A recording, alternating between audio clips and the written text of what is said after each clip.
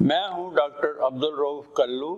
پچھلے 17 سال سے گلبرگ کے علاقہ میں پریکٹس کر رہا ہوں. میرے ساتھ ڈاکٹر الطاف چیمہ ہیں جو کہ پچھلے 40 سال سے گارڈن ٹاؤن میں فیملی پریکٹس کر رہے ہیں. میری دوسری طرف ڈاکٹر منظور جنجوعہ ہے جو ٹھوکر نیاز بیگ کے علاقے میں پچھلے 33 سال سے پریکٹس کر رہے ہیں.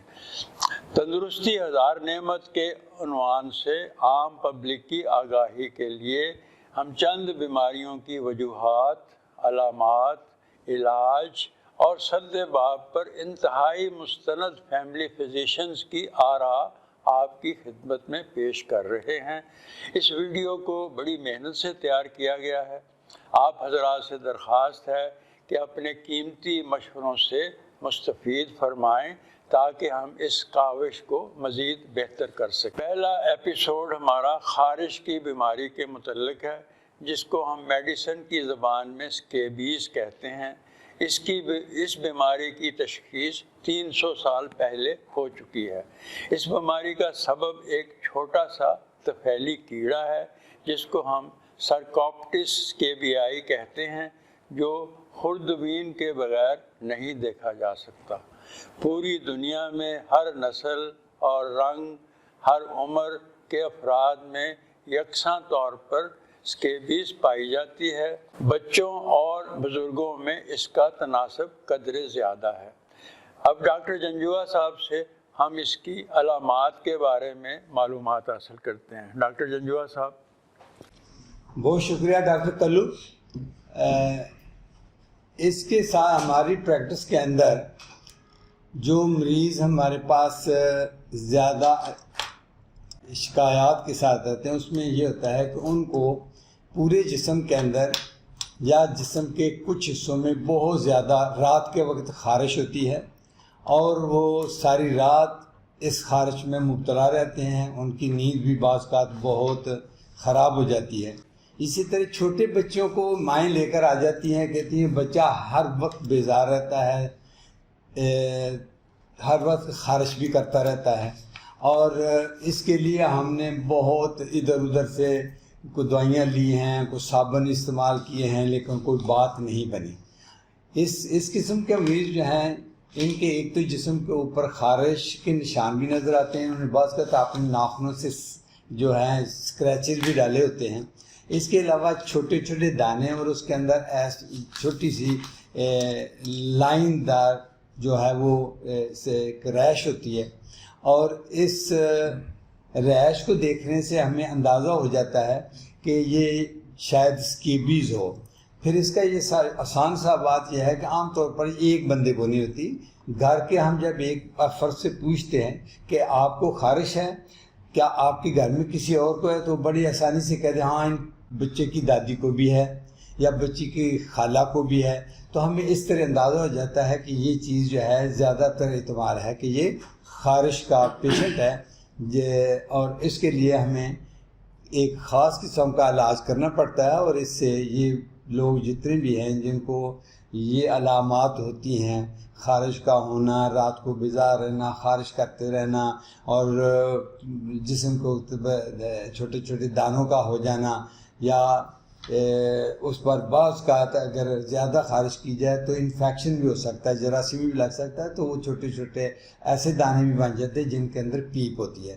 تو بہرحال اس کے لیے ہمیں ایک خاص طریقہ علاج اختیار کرنا ہوتا ہے تاکہ یہ بیماری اس خاندان سے تو نکل ہی جائے لیکن کسی اور کو اس کی زد میں نہ لے آئے.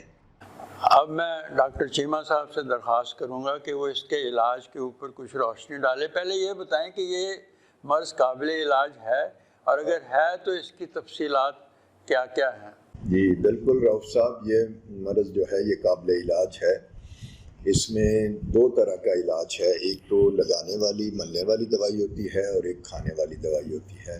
عام طور پہ ہم ملنے والی دوائی جو ہے وہ تجویز کرتے ہیں، اور اس میں سب سے ضروری چیز یہ ہے کہ ایک گھر میں اگر ایک فرد کو یہ ہے خارش کی تکلیف ہے، تو اس میں جو اس کے آس پاس یا اس کے ساتھ ایک کمرے میں رہتے ہیں، ایک گھر میں رہتے ہیں، تو وہ سب کو بیک وقت سب کو دوائی کا استعمال کرنا چاہیے. شام کو نہانے کے بعد جسم خشک کر کے اس کے بعد سارے جسم پہ، خاص طور پہ جو فولڈز ہوتے ہیں باڈی کے، ادھر بغلیں ساری جتنے بھی ہیں، وہاں پہ دوائی کا لگانا بہت ضروری ہے. اور یہ دوائی جو ہے یہ کم از کم 12 گھنٹے لگی رہنی چاہیے، بلکہ بہتر ہے کہ اگر شام کو لگائی ہے تو اگلے دن بندہ نہائے نہ، تاکہ اگر اگلا دن بھی پورا لگی رہے تو اس کا اور زیادہ فائدہ ہوگا. اور گھر میں سارے افراد کو یک وقت جو ہے یہ دوائی استعمال کرنی چاہیے. عام طور پہ ایک دفعہ ہی یہ اپلائی کرنے سے کافی ہوتی ہے، لیکن اگر پوری طرح ٹھیک نہ ہو تو اس میں 2 ہفتے بعد، 1 یا 2 ہفتے بعد دوبارہ بھی یہ دوائی اسی طرح استعمال کی جا سکتی ہے. اور کچھ جگہ پہ کچھ دانے سے بن جاتے ہیں، خاص طور پہ اعضائے مخصوصہ پہ، تو وہ خاص طور پہ بچوں میں، لڑکوں میں، تو وہ کافی دن اس کی خارش رہتی ہے.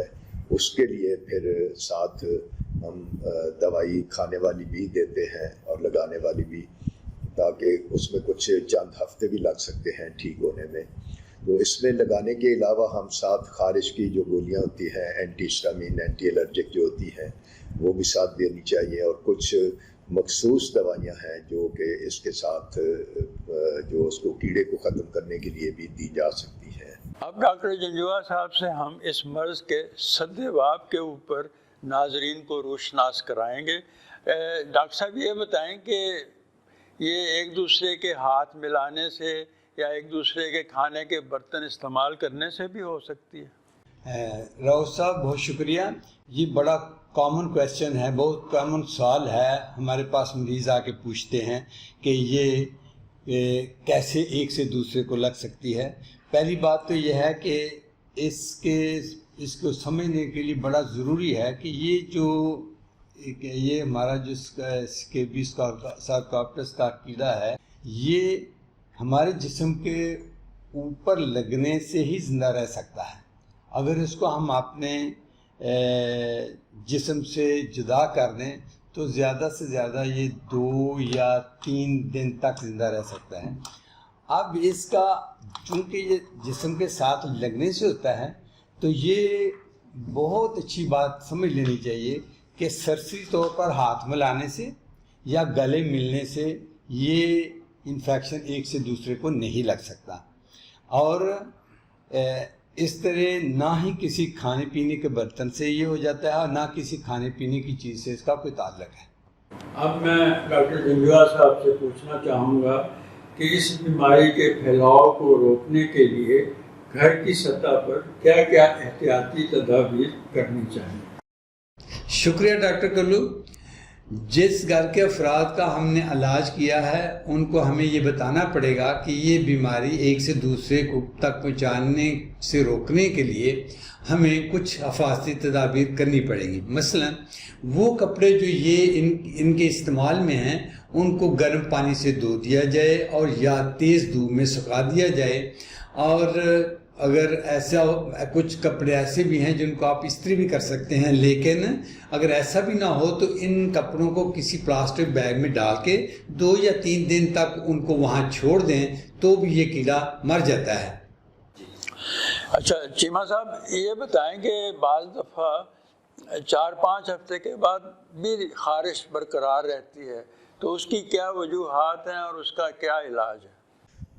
رؤف صاحب اس میں یہ ہے کہ ایک تو ہم نے یہ دیکھنا ہے کہ واقعی جو دوائی ہم نے لگائی تھی وہ مریض نے صحیح طرح سے استعمال کی، جس کو ہم کمپلائنس اپنی زبان میں کہتے ہیں. یہ بہت ضروری ہے کیونکہ لوگ صحیح استعمال نہیں کرتے دوائی، جیسے دوسری بیماریوں میں بھی دوائی چھوڑ دیتے ہیں. ایک تو یہ چیک کریں کہ مریض نے دوائی صحیح استعمال کی تھی، جو طریقہ اس کو بتایا گیا تھا اس کے مطابق اس نے استعمال کی، اور سارے جسم پہ کوئی اس نے حصہ نہیں چھوڑا سوائے چہرے کے. چہرے میں بعض اوقات بچوں میں چہرے پہ بھی لگائی جا سکتی ہے، لیکن عام طور پہ چہرے پہ لگانے کی ضرورت نہیں ہوتی. تو ایک تو یہ دیکھنا ہے. نمبر 2، اس کو ہم ریپیٹ کرتے ہیں اگر ہفتے 2 ہفتے بعد، اس کے باوجود اگر رہتی ہے تو ہمیں دیکھنا چاہیے کہ یہ کوئی اور بیماری تو نہیں ہے. ہمیں باقی چیزیں رول آؤٹ کرنی ہوتی ہیں کہ یہ اسکیبیز کی بجائے کوئی اور چیز تو نہیں ہے کہ جس کو ہم دیکھ رہے ہیں، پھر اس کے مطابق علاج کرنا چاہیے. जंजुआ साहब, आप ये बताएं कि बाज़ घर के अफराद जिनको खारिश नहीं है वो ये दवाई इस्तेमाल करने से कतराते हैं, तो इसकी क्या वजूहात हैं या इसका कितना असर पड़ता है मर्ज़ के ऊपर? डॉक्टर रऊफ साहब, मेरे ख्याल में ये सबसे इम्पॉर्टेंट क्वेश्चन है आपका, क्योंकि जब भी हमारे पास एक फैमिली आती है तो बेगम को अगर खारिश है तो मर्द को खारिश नहीं है तो वो कहते हैं जी मैं दवाई क्यों इस्तेमाल करूं। हालांकि इसके लिए ये ज़रूरी समझने के लिए ज़रूरी है कि जिस्म के साथ ये जब आप इन्फेक्शन करते हैं तो लाजमी नहीं है कि हर एक आदमी को ही खारिश हो। 2 माह तक बाज़ औक़ात किसी को ये इन्फेक्शन होता है और उसको खारिश नहीं होती, और इन 2 माह के अंदर वो एक बंदा जिसको खारिश नहीं है दूसरे बंदे को या दूसरे अपने पार्टनर को ये इन्फेक्शन इसको इन्फेक्शन लगा सकता है। तो इस तरह बाकी अफराद, जब भी किसी घर के जिन अफराद को ये हो, जिसको खारिश हो या ना हो, वो अफराद जो उस घर के अंदर है तो उन सब को इसका इलाज कराना है। अगर नहीं कराएंगे तो ये जरासीम या ये जो इन्फेक्शन है उनके ख़ानदान या उनके घर से नहीं निकलेगा। चीमा साहब, बाज़ दफ़ा इसी मर्ज़ में कुछ पेचीदगियाँ आ जाती हैं जिनको हम कॉम्प्लिकेशंस कह देते हैं, तो उसकी वजूहात और उसका सद्देबाब क्या है? उसमें ये है कि अगर हम इसको बर वक्त इसका इलाज ना करेंगे तो उसको बीमारी फैलती जाएगी और उसके ऊपर दानों में इन्फेक्शन हो सकती है, जिसको हम सुपर एडेड इन्फेक्शन कहते हैं। तो इसलिए उस वक्त फिर हमें साथ एंटीबायोटिक भी या लगाने वाली भी एंटीसेप्टिक क्रीम्स भी उसमें यूज़ करना पड़ती हैं। इसलिए इस चीज़ का ख्याल रखना चाहिए कि ये जिस स्टेज पे है उसके मुताबिक उसका इलाज करना चाहिए। अब मैं जंजुआ साहब से पूछता हूँ कि ये बताएं कि कौन कौन से लोग इस बीमारी की ज़द में ज़्यादा आते हैं? बहुत शुक्रिया डॉक्टर रऊफ साहब।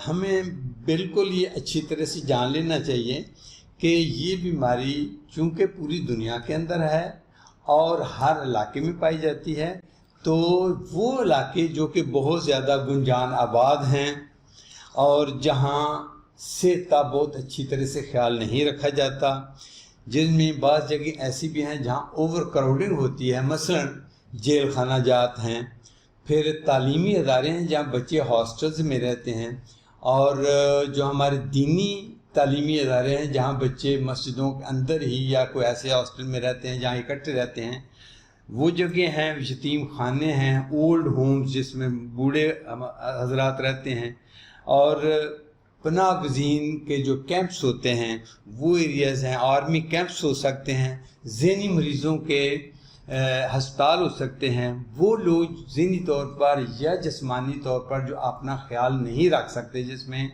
बूढ़े आदमी भी हो सकते हैं, फालिज़दा लोग भी हो सकते हैं, और वो लोग जो इतने उम्र सीधा होते हैं जो अपना ख्याल नहीं रखते, इन लोगों को ये इन्फेक्शन जल्दी हो जाता है। दूसरा, हमारे पास वो लोग भी होते हैं जिनकी कुव्वत मुदाफ़त कम होती है, जैसा कि वो लोग जैसा कि एड्स का पेशेंट है, जैसा कि वो कोई इसकी कैंसर की दवाई इस्तेमाल कर रहे हैं, या उनके अज़ा तब्दील हुए हैं और कोई ऐसी दवाइयाँ इस्तेमाल कर रहे हैं, तो इन लोगों में बाज़ इन्फेक्शन ज़्यादा हो सकते हैं।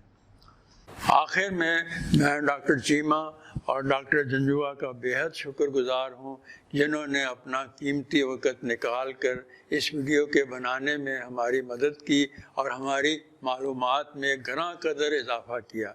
हम उम्मीद करते हैं कि इस वीडियो से आपको इस जिल्द की बीमारी समझने में काफ़ी आगाही मिली होगी। आपकी आरा और आपके कमेंट्स और मशवरों का हमें इंतज़ार रहेगा। आप अपने सवालात इस वीडियो के कमेंट्स बॉक्स में भेज सकते हैं। आपका बहुत बहुत शुक्रिया। अस्सलामु अलैकुम व रहमतुल्लाहि व बरकातुहू।